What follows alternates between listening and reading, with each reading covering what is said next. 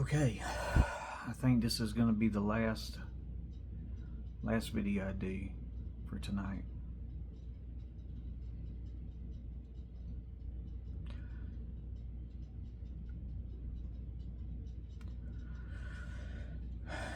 Yesterday evening, I was getting ready to take my family to dinner.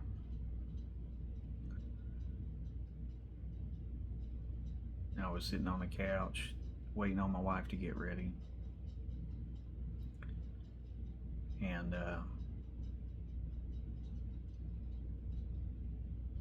I wasn't expecting this because, which I really never am, okay? And honestly, I didn't really think I was going to get any more visions, because I thought, the first 7 were pretty clear, but this one was different. This one was definitely different.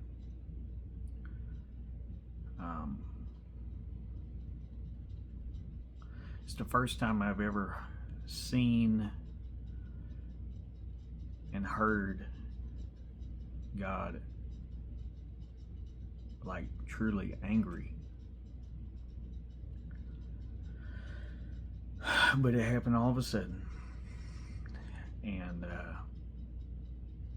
when I tell you I felt the Spirit flowing and I could feel the anger.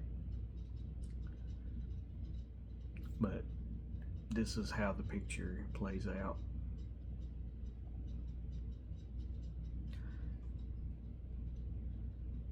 I'm kneeling down. God is on his throne, and he's massive. I can't see his whole body, only really from just above the knees and down. And all of a sudden, I see his rod slam down and hit the floor in front of me. And I mean sparks. Sparks. Yeah, sorry, it's happening. I can't help that. It's the way the Spirit flows through me. Sparks were literally flying, and it was almost like lightning coming out of it when it hit the ground, when it hit the floor. And then I see another image of Jesus on his horse, and this is the first time I've ever seen Jesus with his flaming eyes, and he didn't look too happy either.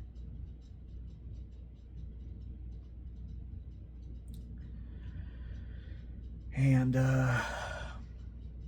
then I started hearing him speak, and I wrote down what he said. He said, "The wicked shall be judged, the righteous shall be set free. Woe to those who have ignored me. Woe to those whom have rejected my Son. Woe, as the world shall be consumed in fire. Blessed is the peacemaker. Time is up. Judgment shall fall. My Son shall reign." And then I thought it was over with. I thought it was over with. And I go into the kitchen. I'm starting to get ready so we can go eat dinner again. And then I start getting a repetitive message yelling. And he said, "The Lord our God is coming. The Lord our God is coming. The Lord our God is coming." He just kept repeating that.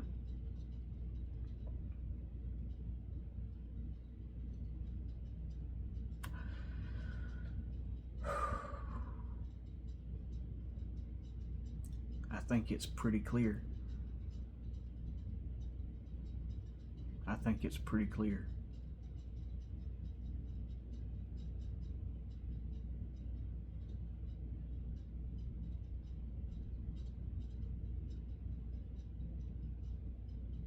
He's on the way. And judgment is about to fall.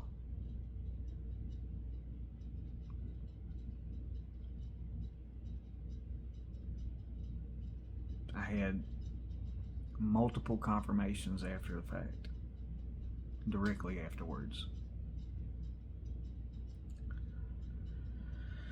I go to my thermostat, and he's done it like this before, because our thermostat, the clock on it, it's not set.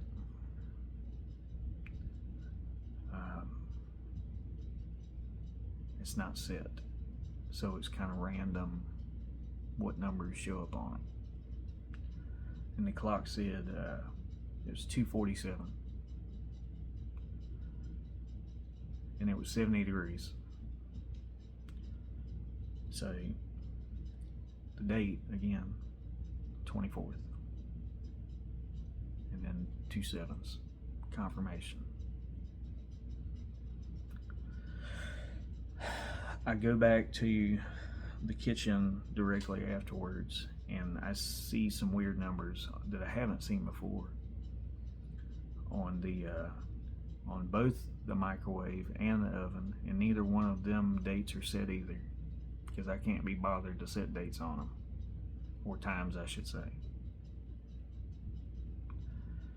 And on the, don't remember if it was on the microwave or the oven, but they had the same numbers. One written forward and one written backwards. 453 and 354.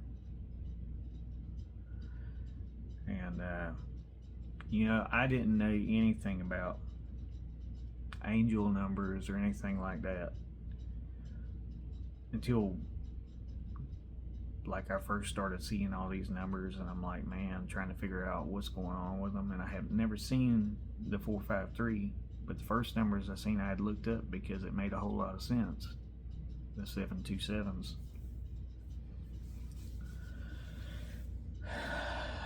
And the 453,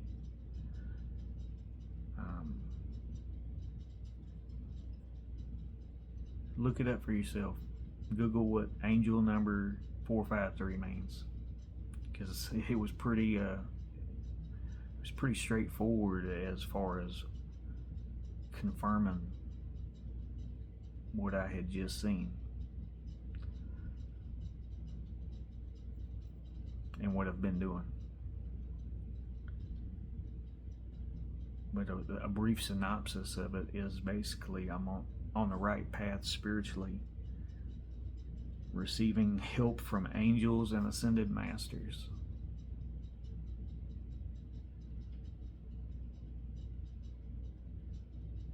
And then we go to dinner, and then I'm seeing the dates confirmed over and over again on license plate after license plate. 7s, 924, 923. Can't make it up. Over and over again. It was a short vision, but it was a powerful vision with a powerful message, and I think it was pretty clear. Time is up. And those who truly have their heart in the Lord will not be here much longer.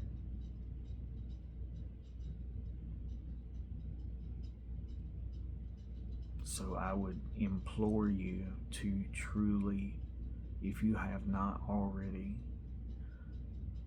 put faith and love in the Lord. If you are not saved,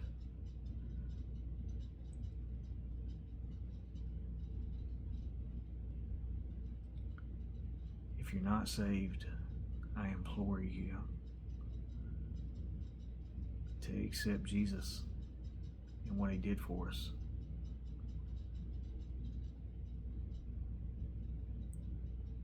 You know, some people game it out and have this theory of, you know, if the world ends, you know, we'll be able to survive. You know, we can do this, we can do that. The reality of the scenario is this is not survivable. You got two options in the tribulation. Take the mark of the beast and be numbed of all reality and totally controlled by the Antichrist, and then be condemned to eternal damnation. Or you try to survive. You try to hide. You stay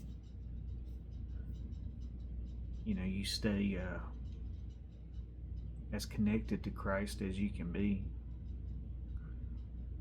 or try to stay connected in your beliefs with Him.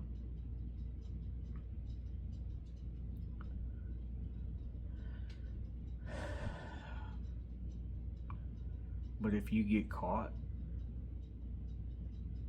your choice is take the mark or die for Christ.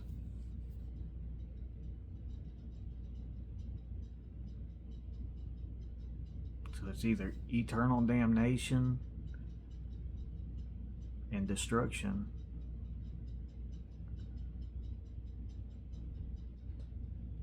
or death. You die. You die for Christ.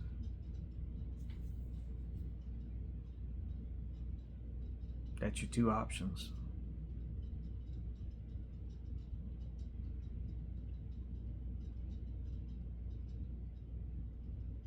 Thankfully, if you do end up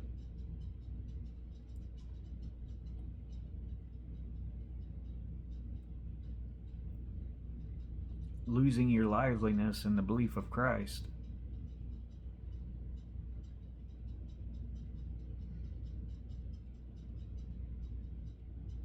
He will save you when He returns.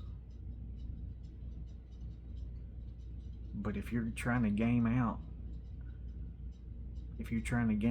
how you're going to survive this, you're playing the wrong game.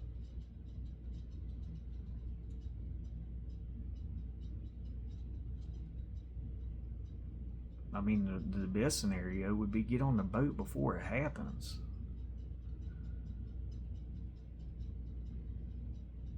Nobody's ready for what's coming.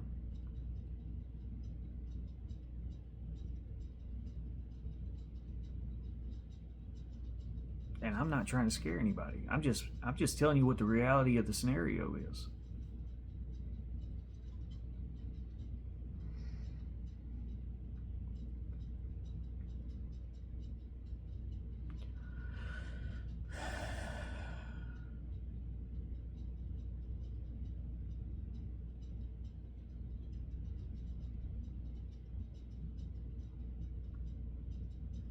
This is a final warning message. This is a final warning message. Get your heart right.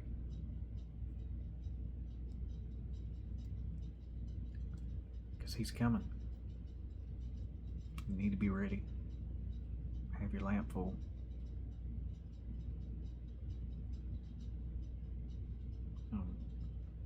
Fill your heart with faith and love.